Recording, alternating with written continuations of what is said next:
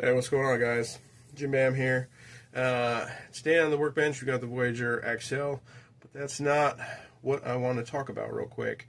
I've taken a ton of these knives apart, either to clean them, service them, whatever else. Just second nature to me, really, at this point. And a lot of guys are like, oh, you're going to lose a screw, or what do you do if you lose a screw? Look, I've had to search my carpet and the grass and everything else plenty of times, right? Like, it is something you have to be mindful. So just some different things that I do that maybe is helpful to you guys, right? Like, so I either keep a spare box and then I'll take the knife apart in the box, right? Super nice, nothing expensive there. Or if you have a tub, again, it's just a lid off a tub, right? Just lay that down, do what you can do. The other one that's worked really well for me, depending on where you're at, I use 550 cord, right? Or rope of some form. And I'll either lay it on the table, just like this, give it a couple pats, so it's laying flat. This one's got a little bit of memory to it, so it likes to stick up.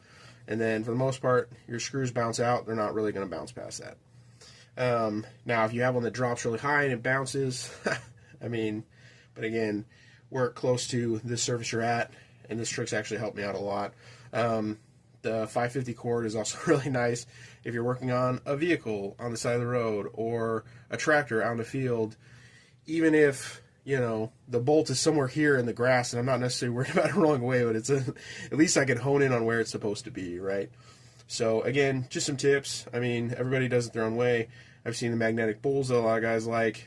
I don't really like fighting to get the screws off of those, but everybody does it their own way. And then I've also seen, paper plates be really popular. So figure out what you like and what you don't like, and then just keep in mind any of your assisteds or anything that has a spring, right? There's a good chance that spring might be under tension.